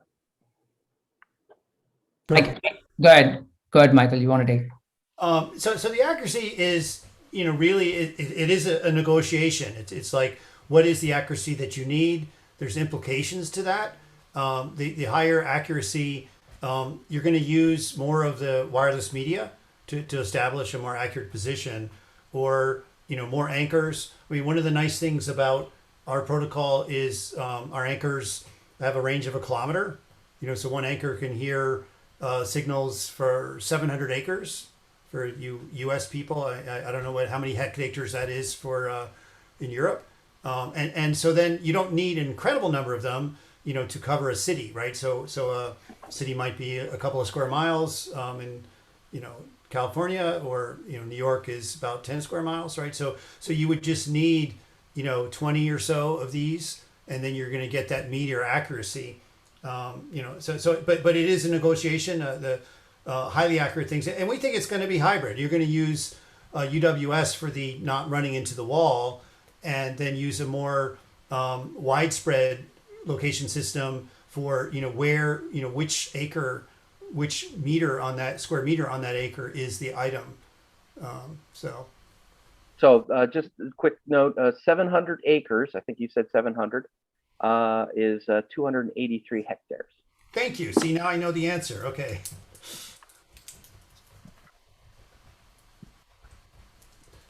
The next, anybody else want to go on the subject of accuracy? Yeah, I can take a shot at it. So I think accuracy, it varies, I guess, from application to application. As Michael pointed out, you might be interested in sort of couple of meters for certain industrial applications, but maybe when people are moving around, like what we were interested in, so we are trying to hit sub-meter or close to a meter. So that it varies, and also how accurately you want it in the 3D space. Do you care about it at a floor level? You care about it at a complete 3D space, that level of accuracy. And there are a lot of give and takes. This is like you can think of easily 5 to 6 dimensions to this localization problem, cost being one, power being one, accuracy being one, what kind of, like Lazarus pointed out, what is the refresh rate of this localization system? How often can you get a localization fix of this? And just the cost of the deployment itself, what is the dependence on infrastructure and otherwise, right?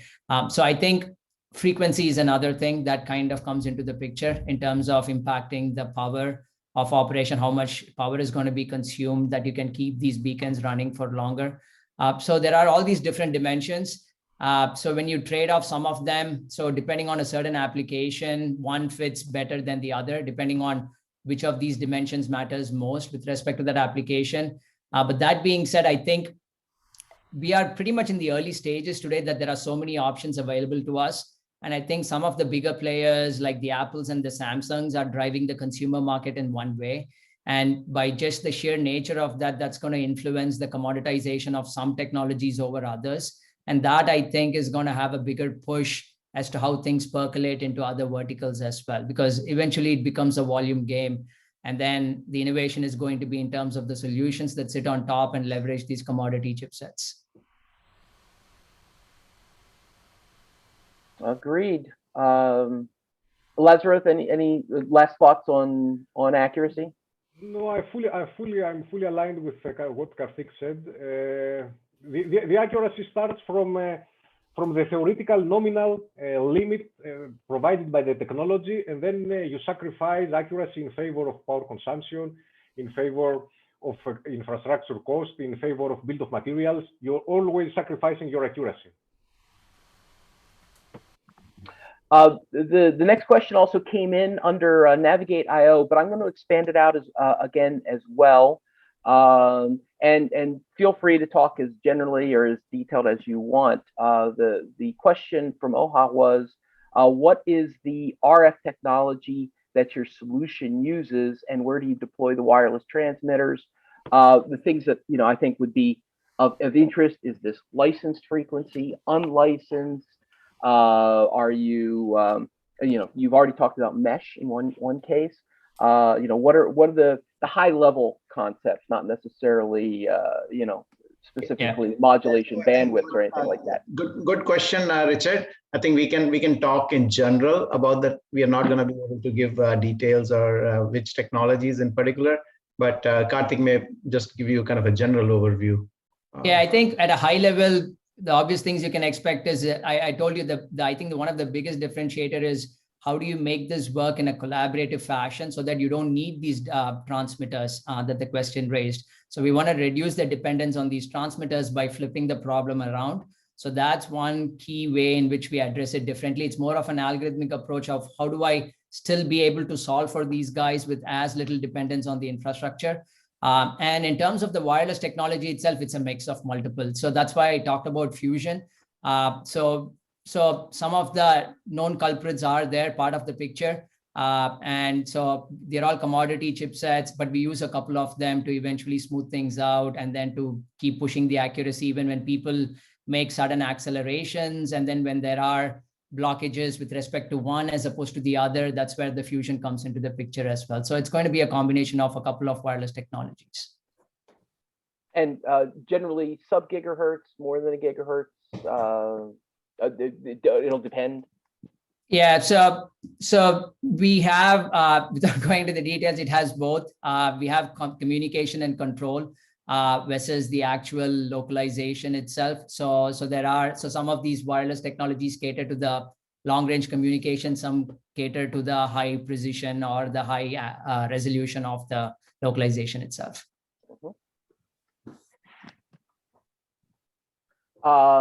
Mac, want to comment a little bit about just in general the RF approach? Yeah, so I mean, the RF approach, we think, as I highlighted, location is a piece of the puzzle. It's an extremely valuable part, the X, Y, Z, and T. But you also want to send data along, and you also want to be able to communicate back the other way. And now, based on that data and your inferencing, you want to change something at that far end. And again, that far end might be in a situation that human life cannot survive, right? So you can't send somebody to push the button. You want to actuate it remotely. So we like the bidirectional communication that you get through Wi-Fi technologies. I mean, our location technology came actually from a much more location specific thing that we've then applied in this space. It could be applied to other technologies, but we think applying it on the long range Wi-Fi really brings lots of value to our target space, which is the industrial, the ag, the construction. These things have not been served by commodity off the shelf. I mean, I love the point that was made. I mean, there's going to be very inexpensive chips that serve the cell phone market for the kind of residential use case. Those tend not to be really good for construction, right? And so we see there's a space for taking some of those technologies into these high value operations. They can't be low value per se to get the initial cost structure. But there was a question I saw about what is the cost of our end nodes? It's extremely cheap. These things, they're just sending out a signal. They can receive some signal and take some actions, but the broad expense is in the anchors, and there's only a few of them. And you have many of these sensor nodes that are out there that are picking up your data and sending it to the mothership in an inexpensive way, both in terms of power and in terms of size and in terms of cost, really. And when you say Wi-Fi, do you literally mean something that will be standardized in from the Wi-Fi Alliance and interoperable, or are you talking about maybe the 802.11 MAC or not MAC, but PHY, the actual messages over the air that you're augmenting with your special enhancements? Yeah, we're kind of doing both. I mean, we are a member of the Wi-Fi Alliance, and we work on the various Wi-Fi standards there and help bring them to the market. But you're spot on, Richard. We are adding technology to it. What's in Wi-Fi is a nice foundation, and again, all your software already knows how to talk it, right? So that's great. There's not this IT cost of porting your communication systems over to some proprietary protocol, but we are adding our secret sauce, on top of those protocols in a way that's seamless, right? So it interoperates with standard Wi-Fi equipment, but then we have our extra data in there. All right. Our website, if you want to dig into that. Very good. And last but not least, Lazarus, any comments just on your approach to RF technology and RF implementation? Currently, this is a very critical thing, the RF technology and the modem, the baseband. And I agree with Karthik and his comment before that we have to rely on commercial off-the-shelf hardware. Otherwise, we will be very expensive on what we are doing. In our case, currently, we are using only the reception, only the receive side of the RF, because we are mainly using GNSS signals. But in the future, we want also to employ the 5G functionality, 5G position functionality, and this means that we have also to transmit. In any case, what we are doing there, we are not designing our own chips. Most of the cellular chips are based on DSP processors. So we get there, and out of nowhere, we are placing our IP, and out of nowhere, we turn a narrowband IoT or CAT-MLT modem to a GNSS receiver, to a cloud GNSS receiver. This is our way, let's say, to have our own hardware platforms there. And by this way, also throughout the chip makers, we manage to exploit their business channels. Otherwise, it's quite difficult for a transformation technology like ours, the cloud GNSS receiver, a small company like us, to be able to promote this technology. But throughout the GNSS chip makers channels and throughout their RFs, their modems, we can get into the market.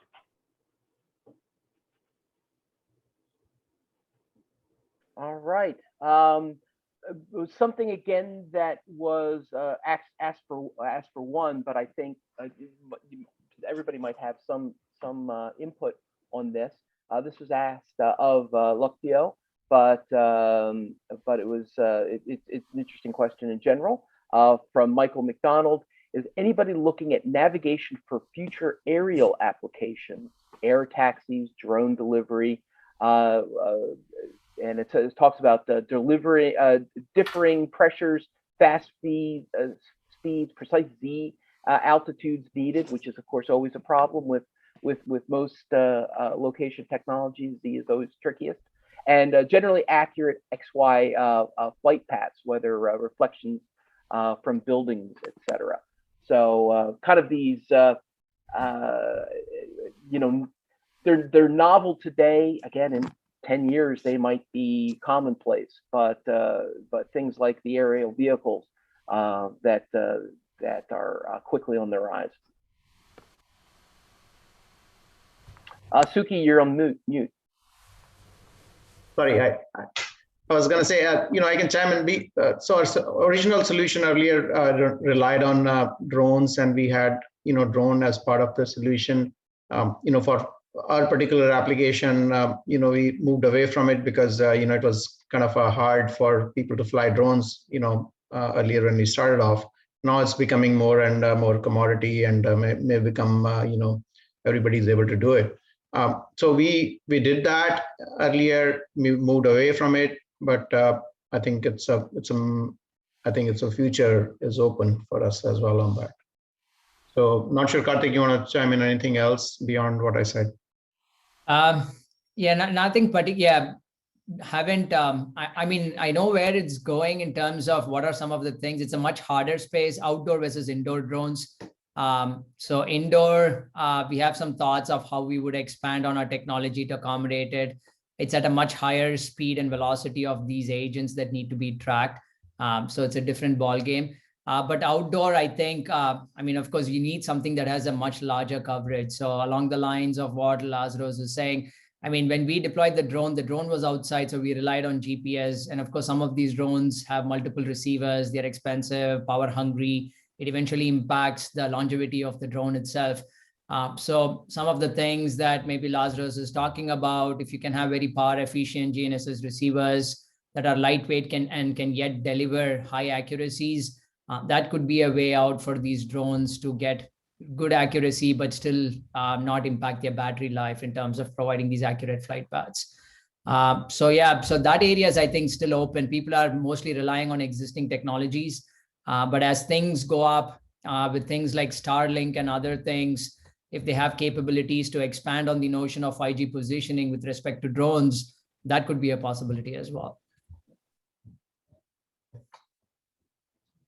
Yeah, and I'll just chime in. You know, the technology that we're deploying actually really started in that space of, you know, tight interaction between, you know, if you think about it, a squadron of drones flying in some direction and keeping in tight synchronization with each other, and, you know, really looking at 2 centimeter accuracy with respect to each other. Not so much worried about where they are in the global positioning.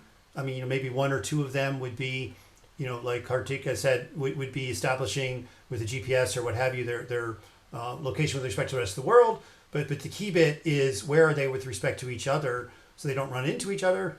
They can get to where they need to be. And you know, some of these applications are in, you know, inspecting bridges that are going across, you know, the Chesapeake Bay in Maryland or something, right? You need to have a whole set go out there. Certainly there's military applications. There's logistics delivery, right? So I'm sure the guys, you know, at you know, Amazon or whatever, I mean, this is the dream of Bezos, right? You order something and a drone flies over to your house. So, you know, I'm sure these guys are working on it as well. But, you know, we looked at that as sort of a, you know, it's a great technology that we acquired, but then we saw a way to bring it to the industrial, agriculture, construction market in a practical way. Use that, deliver the accuracy that is needed in this space, which is not a centimeter, right? A meter is just fine. And then put it in a way that it can be totally reliable and just disappear into the background, so that, you know, your farm, your factory just works better, you know, with better data. And, you know, I think Karthik and Suki are doing the same thing, you know, in the fire environment. And like I say, you know, we were surrounded by those fires last year, and they went on for 3 months, right? You know, so the usual incident is there's a fire, it's 3-4 hours, right? You know, where is the baby? You know, where is the fallen firefighter? Get them in and out. But you know, unfortunately in California, this is going to be a continuous thing, right? And so having infrastructure in place that where we know where the equipment is, we know where the next fire drop is, and can we get the equipment over there? You know, this is all going to be just essential.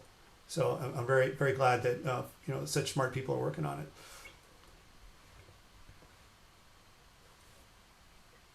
All right. Okay, gentlemen, have some final words, then we can phase out little by little. I'd like to thank everyone again for their time and patience. I know we went long because there's a lot of interesting things that we covered. I'm hoping that anybody that questions I didn't get to will either reach out to individuals or reach out to WCA for more information and get some new applications employed with LDS. Yeah, thank you so much also in the name of WCA. We learned a lot. Hopefully we found Waldo. No, on this side. No, this side. I don't know where he is. I'm not used to the camera. There he is, yeah. So we found Waldo, hopefully, and we will find Waldo also in next seminars, like Richard said at the very first beginning. We have one location-based service seminar and webinar every year, sometimes twice actually also. If you have ideas, also the audience and participants, other ideas, other events, location-based services or other topics, let me know. If there's nothing else anymore, I wish you a very good night, a very good day. Thank you so much and a good time. Stay safe, get vaccinated, and let's travel again. Yes. Yeah. Do it in person the next time. And in person. Actually, we are having most likely our Oktoberfest in person. Actually, it will be a hybrid. It will be a Zoom webinar and in person in hopefully one of these German restaurants. I'm working on this right now as we speak.